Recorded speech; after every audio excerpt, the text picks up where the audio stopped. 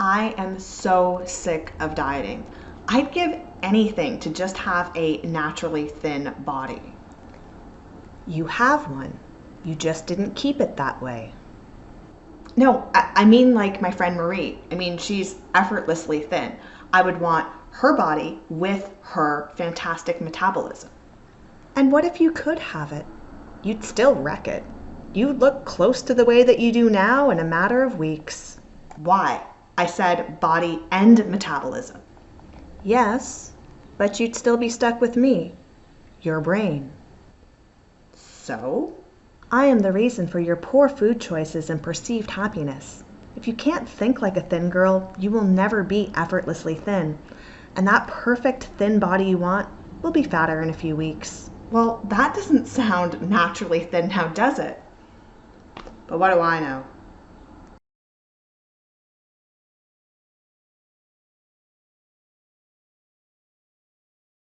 Yo-yo and hello, my name is Lydia, and on today's episode of my 25-pound yo-yo, we will be discussing how to think like a thin girl. Now, what if I told you that the reason why you're suffering on your diet is because you are not thinking like a thin person? Actually, I'm going to qualify that with a naturally thin person, because someone who is currently thin that got that way via dieting is probably not going to be thinking the same way as someone who is effortlessly thin. In general, people that are thin are that way because they eat less and move more. But naturally thin people seem to just do that effortlessly. They don't overindulge, they enjoy being active, and they don't obsess over the scale. They are that way without even trying, it seems. But for most of us, it's really, really difficult. These friends of ours, they can come over and eat piles of junk food, but when they are left to their own devices, they naturally migrate back to their habits of consuming only what they need, and then they don't gain weight at all. In fact, if you were to live the life of a so-called naturally thin person, you would probably feel deprived as heck. You'd think that you were on a really, really restrictive diet, but to them, they're just eating what they want and living their best possible life. So let's watch this clip on common situations where I think differently than my naturally thin friend, and then we'll come back here and discuss. How to think like a thin girl. When I get up in the morning, all I can think of is how long do I have to wait until I break my fast? Whereas my thin friend thinks, I'm feeling hungry, I should eat. When I exercise in the morning, I think of all the calories that it's probably burning, whereas my thin friend thinks, what an energizing way to start the day. I really don't like yoga. I think it's a waste of time.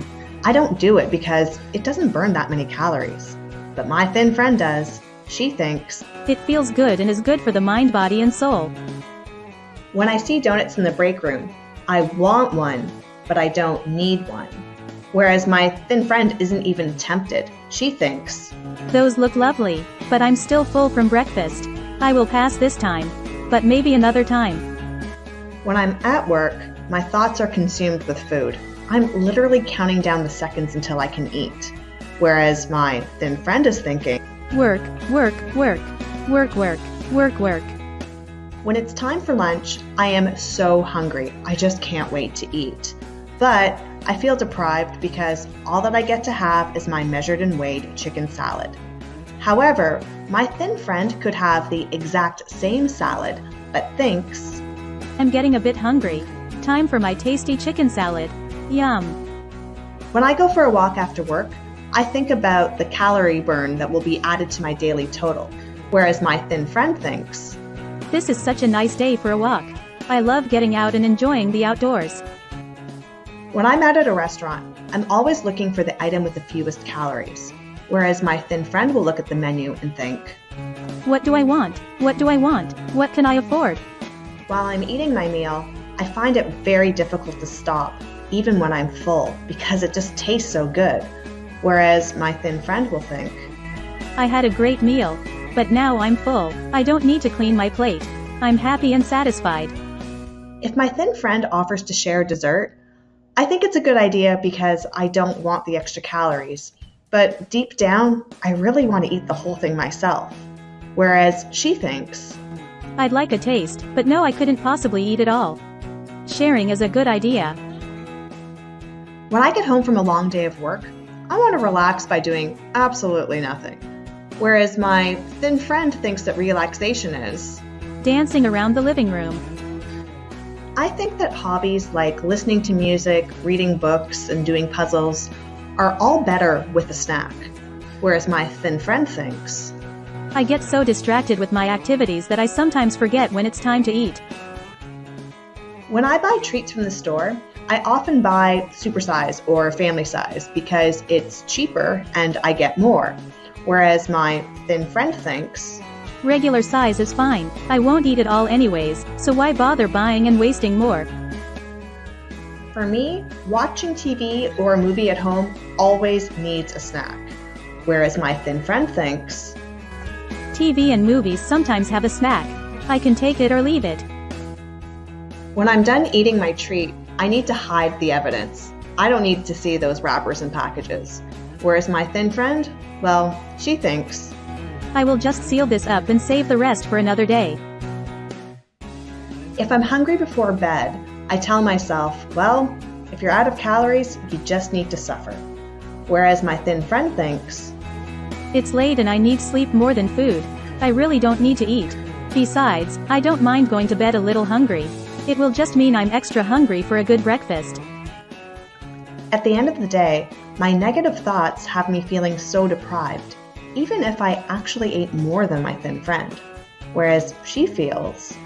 Like I ate whatever I wanted. So my brain is quite different than the brain of my naturally thin friends. But by observing them and speaking to them, I have learned a few things that might help me learn how to think like they do. For one, they actually do enjoy their food way more than I suspected.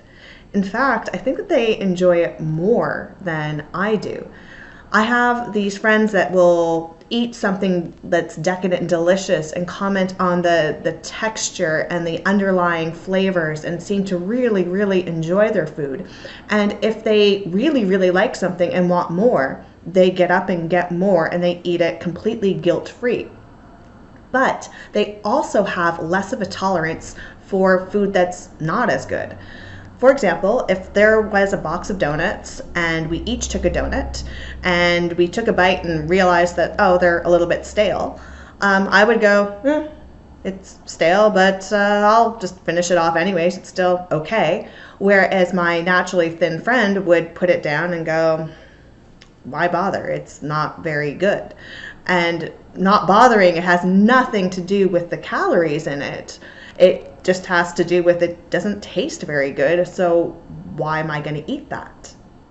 These friends also seem to have less of a tolerance for feeling stuffed.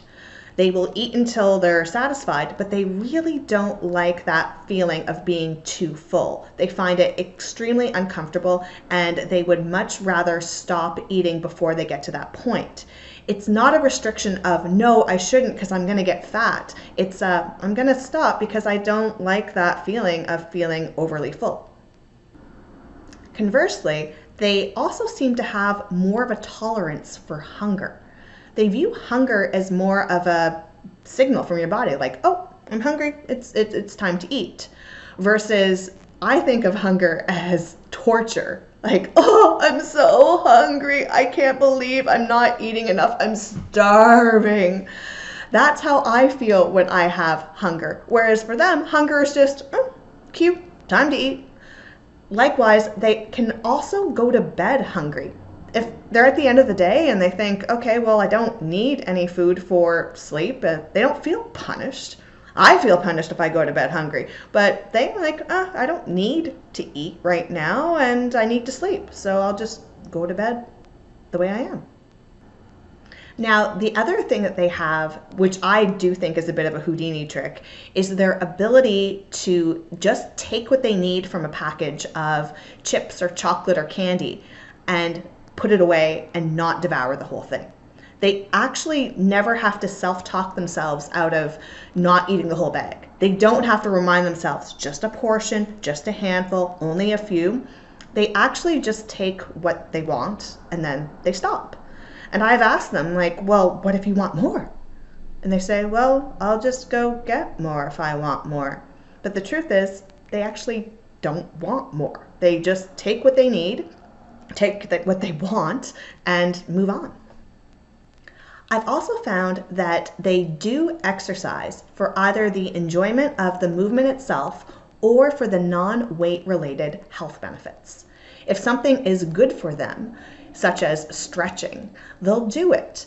If they want to go for a walk, it's because they enjoy walking and they enjoy nature, or they just like feeling invigorated. They don't correlate exercise with weight loss, ever. With an attitude like this, it also means that if they miss a workout, they don't beat themselves up for it. They also tend to move more than the average person.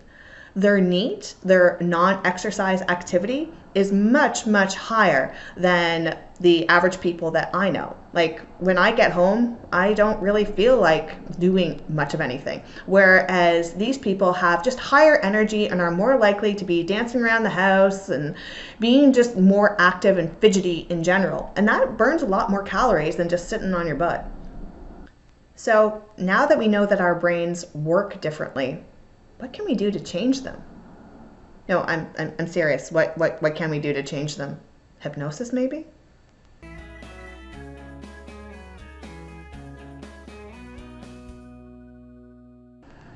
Just because I know how my thin friends think doesn't mean that I can suddenly start to think like them. But the awareness of what they would think in those situations might help me make better decisions in the future.